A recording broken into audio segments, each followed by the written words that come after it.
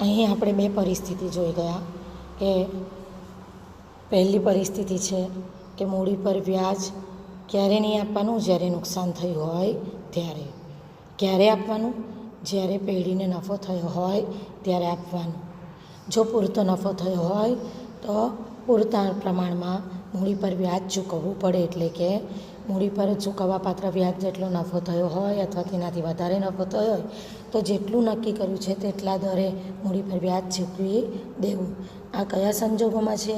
કે જ્યારે પેઢીએ મૂડી પર વ્યાજ આપવાની જોગવાઈ કરી હોય કરારનામામાં, પરંતુ તેને વ્યાજ ગણવું, વ્યાજને ખર્ચ ગણવું કે નફાની ફાળવણી ગણવી તે અંગે સ્પષ્ટતા ન હોય ત્યારે તેને નફાની ફાળવણી જ ગણવામાં આવશે.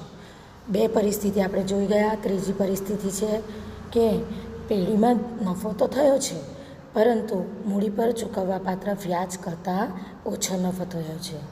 જો ઓછો નફો થયો હોય તો જેટલો નફો છે તેટલી રકમ પૂરેપૂરી મૂડી પર વ્યાજ તરીકે ભાગીદારોને મૂડીના પ્રમાણમાં વહેંચી દેવી પડે. એટલે કે પછી નફાની ફાળવણી નહીં થશે, વહેંચણી પાત્ર નફો રહેશે નહીં, પરંતુ જે નફો હતો તેને મૂડી પર વ્યાજ તરીકે ચૂકવી દેવું પડે.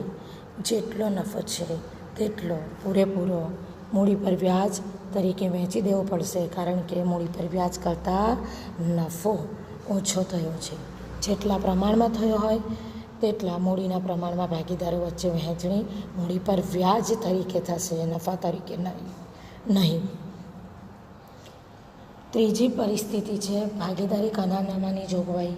કે જ્યારે ભાગીદારી કરારનામામાં મૂડી પર વ્યાજ આપવાની જોગવાઈની સાથે તેને ખર્ચ ગણવાની સ્પષ્ટતા કરેલી હોય. ખર્ચ ગણવું એવું ચોખ્ખું કહ્યું હોય તો તમારે નફો હોય કે નુકસાન હોય દરેક સંજોગોમાં મૂડી પર વ્યાજ ચૂકવવું જ પડે, કારણ કે તેને ખર્ચ ગણવાની જોગવાઈ છે. નફો પૂરતો હોય કે ન હોય અથવા નુકસાન હોય તો પણ દરેક પરિસ્થિતિની અંદર જેટલું મૂડી પર વ્યાજ નક્કી કર્યું છે તેટલા દરે મૂડી પર વ્યાજ ચૂકવવું પડે. આ કિસ્સાની અંદર જો નુકસાન થયું હશે તો નફા નુકસાન ફાળવણી ખાતું વહેંચણી પાત્ર નુકસાન દર્શાવશે, તે નફો દર્શાવી શકે નહીં. 3 જોગવાઈ ફરીવાર એકવાર નજર મારી દઈએ કે કરારનામામાં જોગવાઈ નહીં હોય તો મૂડી પર વ્યાજ આપવાનું નથી. જો મૂડી પર વ્યાજ આપવાની જોગવાઈ તો હોય કરારનામામાં, પરંતુ વ્યાજને ખર્ચ ગણવું કે નફાની ફાળવણી ગણવી તેની સ્પષ્ટતા ન હોય તો નફાની ફાળવણી ગણવાનું. એટલે કે જો નુકસાન થાય તો મૂડી પર વ્યાજ નહીં ચૂકવવાનું, નફો થાય અને પૂરતા પ્રમાણમાં થાય તો નક્કી કરેલા દરે મૂડી પર વ્યાજ ચૂકવવાનું, અને જેટલું મૂડી પર વ્યાજ ચૂકવવાનું છે તેના કરતાં ઓછો નફો થાય તો જેટલો નફો થયો છે તે તમામ નફાને મૂડી પર વ્યાજ તરીકે ભાગીદારોની મૂડીના પ્રમાણમાં વહેંચી દેવું.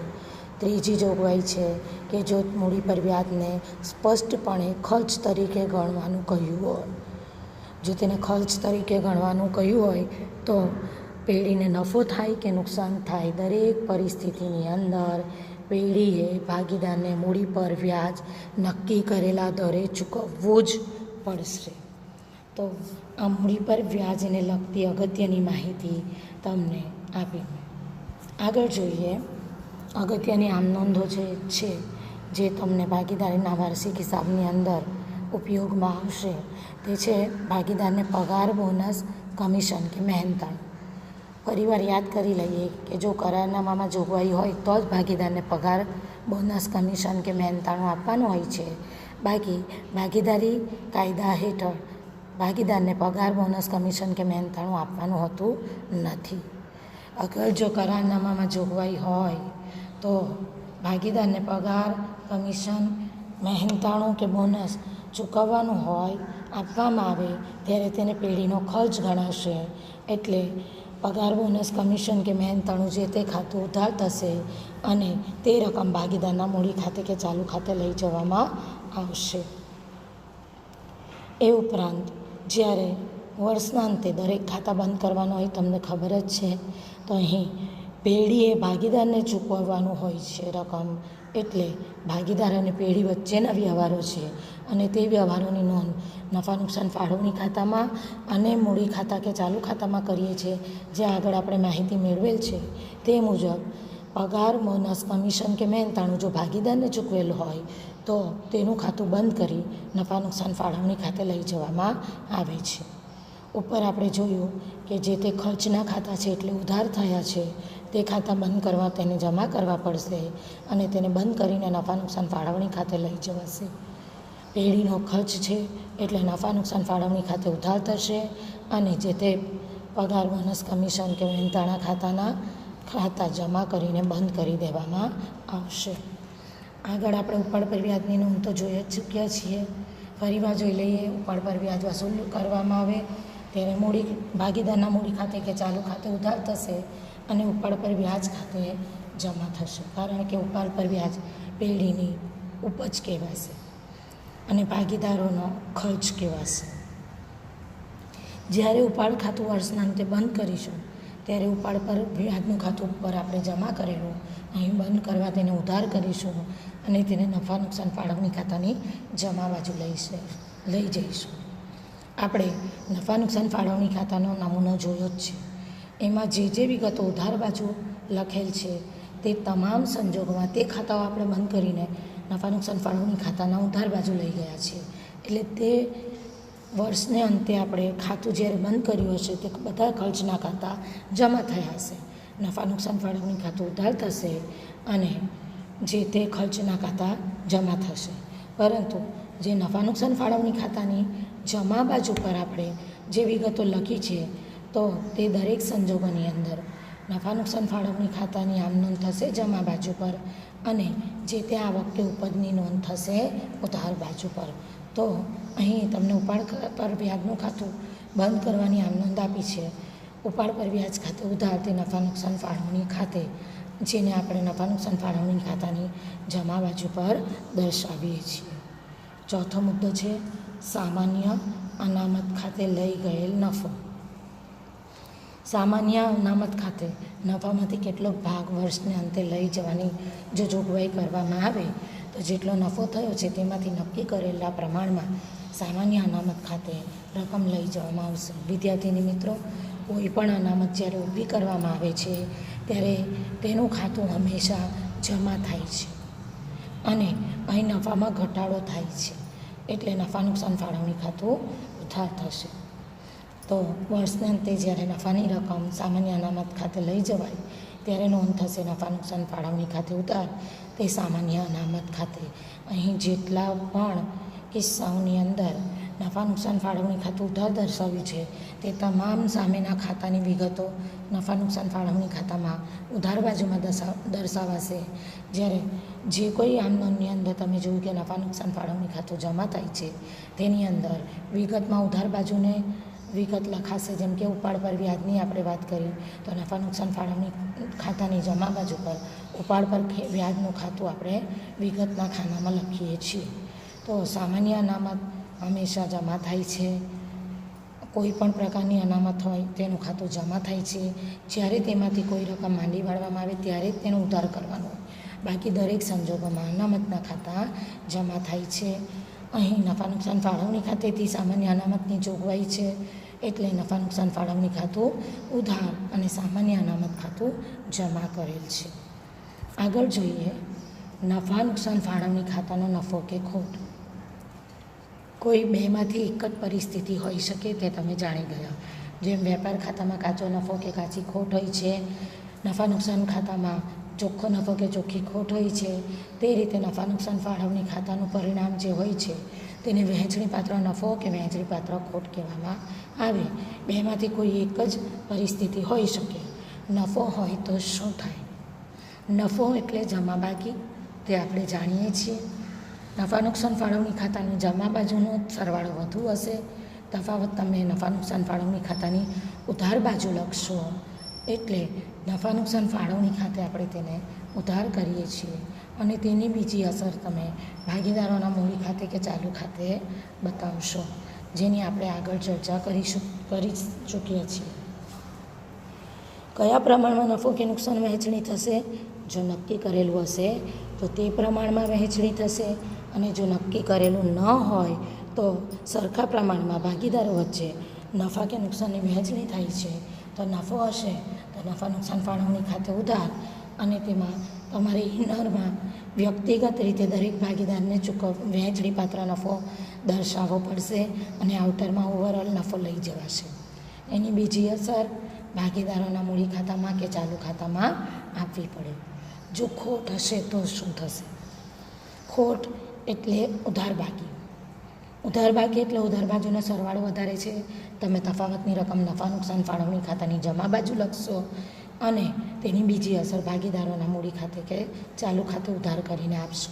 એટલે આમ ન થશે. ભાગીદારોના મૂડી ખાતે કે ચાલુ ખાતે ઉધાર, તે નફા નુકસાન ફાળવણી ખાતે.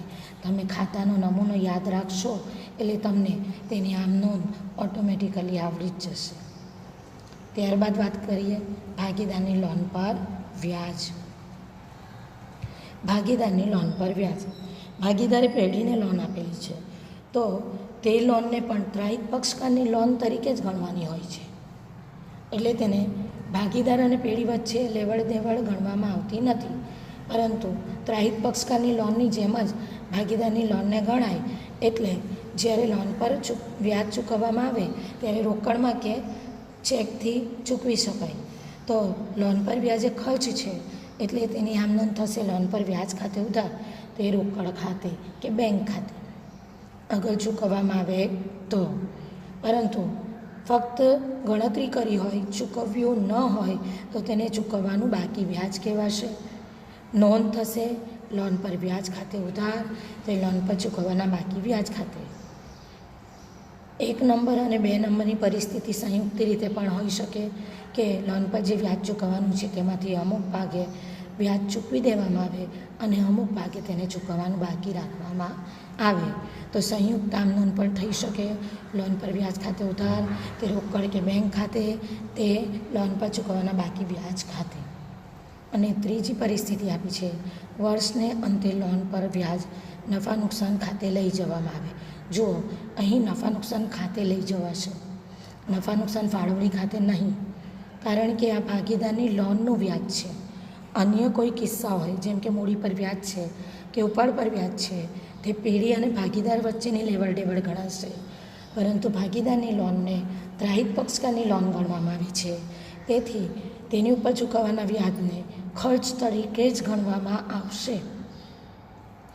આપણે અગાઉ જે મૂડી પર વ્યાજની જોગવાઈઓ વિશે વાત કરી તેમાં 2 મુદ્દા હોઈ શકે. કાં તો તેને ખર્ચ ગણવામાં આવે મૂડી પર વ્યાજને, કાં તો નફાની ફાળવણી ગણવામાં આવે. પરંતુ ભાગીદારની લોન પર વ્યાજ હંમેશા ખર્ચ જ ગણાશે અને તેને હંમેશા નફા નુકસાન ખાતે જ ગણવામાં આવશે. વર્ષને અંતે લોન પર વ્યાજ નફા નુકસાન ખાતે લઈ જવું પડે. એટલે તમારી 1 નંબરની આમ નોંધ હોય કે 2 નંબરની આમ નોંધ હોય લોન પર વ્યાજની, કે સંયુક્ત આમ નોંધ હોય, એટલે કે લોન પર વ્યાજ રોકડમાં ચૂકવેલ હોય કે ચૂકવવાનું બાકી હોય, વર્ષના અંતે તેને તમારે બંધ કરીને નફા નુકસાન ખાતે લઈ જવું પડે. તો તેની માટે આમ નોંધ થશે નફા નુકસાન ખાતે ઉધાર, તે લોન પર વ્યાજ ખાતે. કારણ કે ઉપરના સંજોગમાં જોયું કે લોન પર વ્યાજ એ ધંધાનો ખર્ચ છે, તેને ઉધાર કરેલું. ઉધાર ખાતું બંધ કરવાનું હોય તો હંમેશા તેને જમા કરવું પડે. તો કુલ રકમ લોન પર વ્યાજની તમારે જમા કરવી પડશે અને તેને બંધ કરીને નફા નુકસાન ખાતે લઈ જવામાં આવશે. આ ભાગીદારને આપેલ લોનનું વ્યાજ ધંધાનો ખર્ચ ગણાય છે. અને એની સાથે સાથે એક બીજો મુદ્દો છે મેનેજરનું કમિશન. મેનેજરના કમિશનને અને ભાગીદારે આપેલ લોનના વ્યાજને ધંધાનો ખર્ચ ગણવામાં આવે છે. એટલે આ બંને પ્રકારના ખર્ચને નફા નુકસાન ખાતાની ઉધાર બાજુ વર્ષના અંતે લઈ જવાય છે.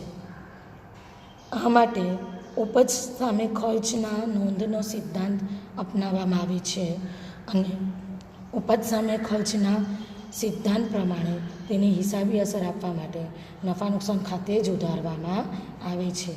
ભાગીદારની લોનનું વ્યાજ ભાગીદારના મૂડી ખાતે કે ચાલુ ખાતે લઈ જવાતું નથી, પરંતુ તેને ધંધાનું દેવું ગણાય છે. ભાગીદારની લોનને દેવું ગણાય છે અને એ દેવાની સામે આપણે વ્યાજ ચૂકવીએ છીએ, એટલે તેને આપણે નફા નુકસાન ખાતે એક અસર અપાશે અને તેને ભાગીદારના મૂડી ખાતે કે ચાલુ ખાતે લઈ જવાના બદલે તેની બીજી અસર પાકા સરવૈયામાં મૂડી દેવા બાજુ દર્શાવવામાં આવશે. ફરીવાર ભાગીદારના લોન પર વ્યાજની ગણતરી કરવાની હોય તો તેને ખર્ચ ગણાશે અને તેને નફા નુકસાન ખાતે એક અસર અપાશે, નફા નુકસાન ખાતે ઉધાર કરાશે અને એની બીજી અસર પાકા સરવૈયામાં મૂડી દેવા બાજુ જો ચૂકવવાનું બાકી હોય તો તેની બીજી અસર હવાલા તરીકે આપેલ હોય તો બીજી અસર પાકા સરવૈયામાં મૂડી દેવા બાજુ કરવામાં આવશે. સમજાયું તમને વિદ્યાર્થીની મિત્રો કે લોન પર વ્યાજને હંમેશા ધંધાનો ખર્ચ ગણવો, તેની સાથે સાથે મેનેજરના કમિશનને પણ ધંધાનો ખર્ચ ગણવો. જ્યારે ખર્ચની વાત આવે ત્યારે તેની નોંધ નફા નુકસાન ખાતે થાય છે, નફા નુકસાન ફાળવણી ખાતે થતી નથી. આ નિયમ છે ઉપજ સામે ખર્ચનો સિદ્ધાંત. તો અગાઉનો મુદ્દો જોઈએ, નફા સામે ખર્ચ અને નફા નુકસાન ફાળવણી વચ્ચેનો તફાવત શું છે? તો નફા સામે ખર્ચ અને નફા નુકસાનની ફાળવણીમાં તફાવતના મુદ્દામાં પ્રથમ મુદ્દો છે ઉપજ સામે ખર્ચના મેળનો સિદ્ધાંત. જો તમને કોઈ લાભ મળ્યો હોય, કોઈ આવક થઈ હોય અને તેની સામે જો તમારે ખર્ચ કરવાનો હોય તો તેને ઉપજ સામે ખર્ચ મેળનો સિદ્ધાંત કહેવામાં આવે. જેમ કે આપણે વાત કરી ભાગીદારે આપેલ લોનનું વ્યાજ. ભાગીદાર લોન આપે છે તો તે તમારી ઉપજ થઈ અને તેની સામે તમારે વ્યાજ ચૂકવવું પડે છે તો તે ઉપજ સામે ખર્ચ કહેવાશે અને તેનો મેળ કરવાનો હોય તો તેને નફા સામે ખર્ચ ગણવામાં આવશે, એટલે તેને નફા નુકસાન ખાતામાં ઉધાર બાજુ નોંધાશે. તે જ રીતે જોઈએ તો નફા નુકસાન ફાળવણી ખાતાની અંદર જે નોંધ કરાય છે, જેમ કે આપણે જોયું મૂડી પર વ્યાજની વિગત જોઈએ આપણે, તો તેને નફા નુકસાન ફાળવણીની જો એની અંદર સ્પષ્ટતા કરેલ હોય કે સ્પષ્ટતા કશી જ ના કરેલી હોય, ખર્ચ ગણવો કે નફાની ફાળવણી, ત્યારે આપણે એને નફાની ફાળવણી ગણીએ છીએ. ત્યારે તેને ઉપજ સામે ખર્ચના મેળનો સિદ્ધાંત લાગુ પડતો નથી, કારણ કે આ વ્યવહારો જે છે તે પેઢી અને ભાગીદારો વચ્ચે થતા વ્યવહારો છે, એટલે એને ઉપજ સામે ખર્ચના મેળનો સિદ્ધાંત લાગુ પડતો નથી. અને તેની નોંધ ક્યાં થશે તો કે નફા નુકસાન ફાળવણી ખાતાની ઉધાર બાજુ. ફરીવાર જોઈએ નોંધ કોની ક્યાં થશે. નફા સામે ખર્ચ કરેલો હોય તો નફા નુકસાન ખાતાની ઉધાર બાજુ, અને નફા કે નુકસાનની ફાળવણી હોય તો નફા નુકસાન ફાળવણી ખાતાની ઉધાર બાજુ તેની નોંધ થશે.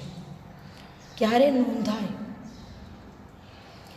નફો થયો હોય કે નુકસાન થયું હોય, દરેક સંજોગોની અંદર નફા સામે જો ખર્ચ થયો હોય તો તેને પૂરેપૂરી રકમ નોંધવી પડે.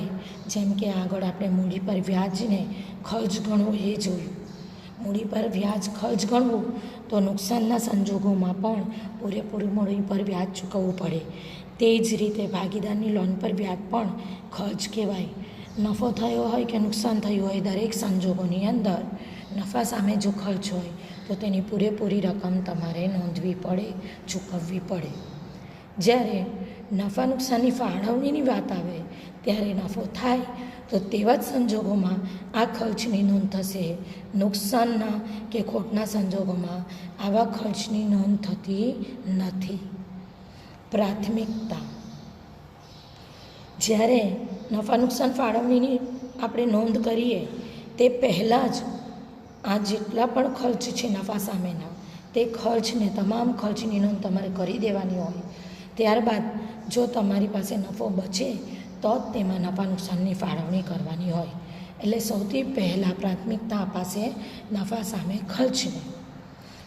તો તમારે સૌથી પહેલાં તો ખર્ચા નોંધી દેવાના છે અને ત્યારબાદ જો ચોખ્ખો નફો હોય તો જ નફા નુકસાનમાં તેની ફાળવણી કરવાની હોય. એટલે કે બધા જ ખર્ચ નોંધાયા બાદ નફાની ફાળવણીની નોંધ કરવામાં આવે. ઉદાહરણ આપ્યા છે. નફા સામે ખર્ચ કોને કહેવાય? તો તેના ઉદાહરણ છે ભાગીદારની લોન પર વ્યાજ, કેમ કે ભાગીદારની લોનને ત્રાહિત પક્ષકારની લોનની જેમ જ ગણવામાં આવે છે. એ ઉપરાંત છે ભાગીદારને ચૂકવવાનું ભાડું. જો ભાગીદાર આપણને કોઈ સુવિધા આપે, કોઈ લાભ આપે, તો તેની સામે જો ખર્ચ ચૂકવવાનું હોય, જેમ કે ભાગીદારનું મકાન હોય અને તેમાં વેપારી પેઢી ચાલતી હોય, ધંધો ચાલતો હોય, તો એ ભાગીદારને ભાડું ચૂકવવું પડે. તો તે ભાડું તે ત્રાહિત પક્ષકારને ચૂકવવાના ભાડાની જેમ જ તેની નોંધ થશે. એટલે તે નફા સામે ખર્ચ ગણાશે અને તેને ઉપજ સામે ખર્ચના સિદ્ધાંત તરીકે તેને તમારે નફા નુકસાન ખાતે નોંધવું પડે. એ ઉપરાંત મેનેજરના કમિશનને પણ ઉપજ સામે ખર્ચના સિદ્ધાંત મુજબ નફા નુકસાન ખાતામાં નોંધ થાય છે. જ્યારે નફા નુકસાન ફાળવણી ખાતાની અંદર જે નોંધ થાય છે તે નફા નુકસાનની ફાળવણીના ઉદાહરણ છે, જેની અંદર મૂડી પર વ્યાજ, ભાગીદારને કમિશન, સામાન્ય અનામત ખાતે જે નફાની ફાળવણી કરીએ છીએ તે તમામની નોંધ નફા નુકસાન ફાળવણી ખાતે કરવામાં આવે છે. તેની નોંધ નફા નુકસાન ખાતે થતી નથી. એકવાર આપણે રિવાઇઝ કરી લઈએ. ભાગીદારોના વાર્ષિક હિસાબની અંદર સર્વપ્રથમ તમારું વેપાર ખાતું બનશે. એનું કાચો નફો કે કાચી ખોટ નફા નુકસાન ખાતે લઈ જવાશે. નફા નુકસાન ખાતાનો પરિણામ એટલે કે ચોખ્ખો નફો કે ચોખ્ખી ખોટ નફા નુકસાન ફાળવણી ખાતે લઈ જવાશે. એટલે કે નફા નુકસાન ખાતાના પછી જે પરિણામ આવે છે તેને નફા નુકસાન ફાળવણી ખાતે એટલે ત્રીજા ક્રમમાં નફા નુકસાન ફાળવણી ખાતું બનશે. જેનો પરિણામ વહેંચણીપાત્ર નફો કે વહેંચણીપાત્ર ખોટ કહેવાશે, જેને આપણે ભાગીદારોના મૂડી ખાતે કે ચાલુ ખાતે લઈ જઈશું. મૂડી ખાતે ક્યારે લઈ જવાશે? જ્યારે અસ્થિર મૂડી ખાતાની પદ્ધતિ હશે ત્યારે જ. અને જો સ્થિર મૂડી ખાતાની પદ્ધતિ હશે તો તેને આપણે ચાલુ ખાતે લઈ જઈશું. અને છેવટે વાર્ષિક હિસાબોની અંદર તમારે પાકું સરવૈયું બનાવવાનું હોય છે. તો આ જે તમામ થિયરિકલ પાસા હતા, તમારા સૈદ્ધાંતિક માહિતી હતી, તે તમામ માહિતી મેં તમને હમણાં સુધીના આ ચેપ્ટરના વિડીયોની અંદર આપી છે. આવતા સેશનથી આપણે આ ચેપ્ટરમાં જે 3 માર્કના દાખલા પૂછવામાં આવે છે તેની સમજૂતી મેળવીશું. તો ત્યાં સુધી વિદ્યાર્થીની મિત્રો આ તમામ વિડીયોની અંદર જે માહિતી આપી છે તે 2-3 વાર જોઈ લેશો. ટેક્સ્ટ બુકમાંથી આના લગતી જે થિયરી આપી છે તેને વાંચી લેશો. અને જે આપણને મૂડી પર વ્યાજની મેં જે વાત કરી હતી તેના વિશે તમને પાના નંબર 11, 12 અને 13 પર તેના ઉદાહરણ આપ્યા છે, જે ફક્ત તમારી સમજૂતી માટે છે. મૂડી પર વ્યાજની જે જુદી જુદી જોગવાઈઓ છે તેની માટે તમને પાના નંબર 11, 12 અને 13 પર ટેક્સ્ટ બુકમાં જે ઉદાહરણ આપ્યા છે તે પણ તમે જોઈ લેશો.